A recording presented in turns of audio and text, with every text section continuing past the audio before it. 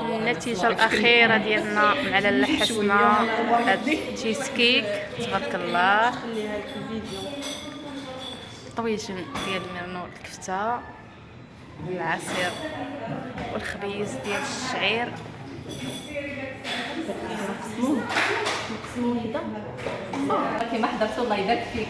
في واحد الوقيت اللي هو قليل حاولنا نوجدوا واحد غديوه بلوتو نقولوا غدا بالخبيز بالعصير بالديسير. داكوغ دونك درنا طاجين ديال الكفته ديال الميردون، درنا خبيز ديال المحراش خبز بلدي بالكمون والزيت البلديه، لا سيتروناد وتشيز كيك سيترون بالصحه والراحه. الله يعطيك الصحة وتبارك الله عليك. تبارك الله عليك. الله يبارك فيك.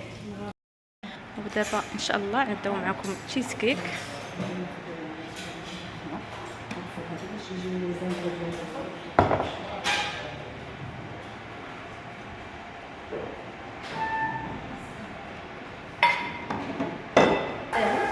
كلشي يقدر يستعملو زعما ما فيش عندنا لا باز ديال التشيز كيك، غادي ناخدو لا بالونس ونعملو البيسكوي ديالنا، نديرو 180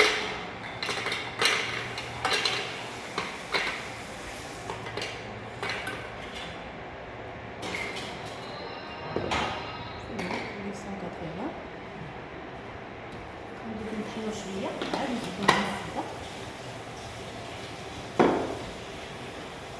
وغادي نمشي هنايا نديرو 5 سكوند فيتاس 7 تطحن.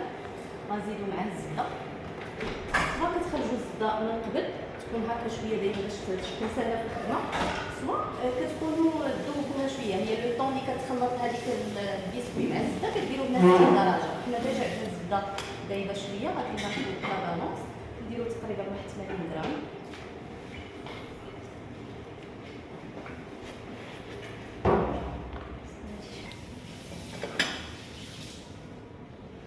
غادي نخرجوا من هنا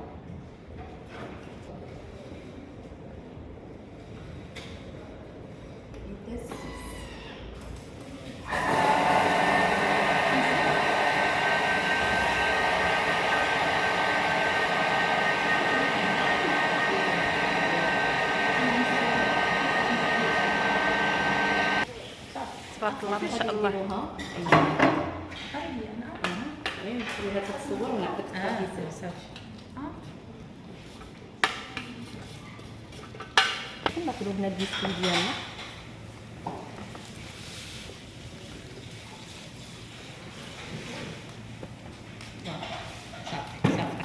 وناخذ هنايا 4 ديال تيب دو فرomاج داك الياغورت اللي كيكون على شكل كريمي هو مسوس ما فيهش السكر، بدون سكر. غادي نديرو هنا 4 ديال الكوب سكري. دونك هنا ما غاديش نديرو السكر لحقاش عندنا هاد لي كونسونطري حيت الحليب حلو. بيضه وحده. عصير ديال حامضه، وهنا الحامض راه خديت ليه لو زيت في الاول قبل ما نعصرو باش نزينو به لو تشيز كيك ديالي. غادي نديرو عصير الحامض ونديرو معلقه ديال مايزينا هذيك ديال مازينا. صافي هادشي اللي درت صافي. نجيب ولا جبت كبر تخوي دونك صافي هنايا تشيز كيك صافي راه مزيان. ناخذ لاباط ديال لا كريم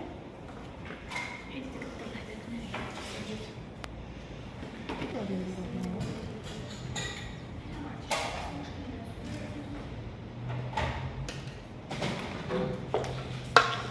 على 15 على 180 درجه 15 دقيقه. 15 دقيقة.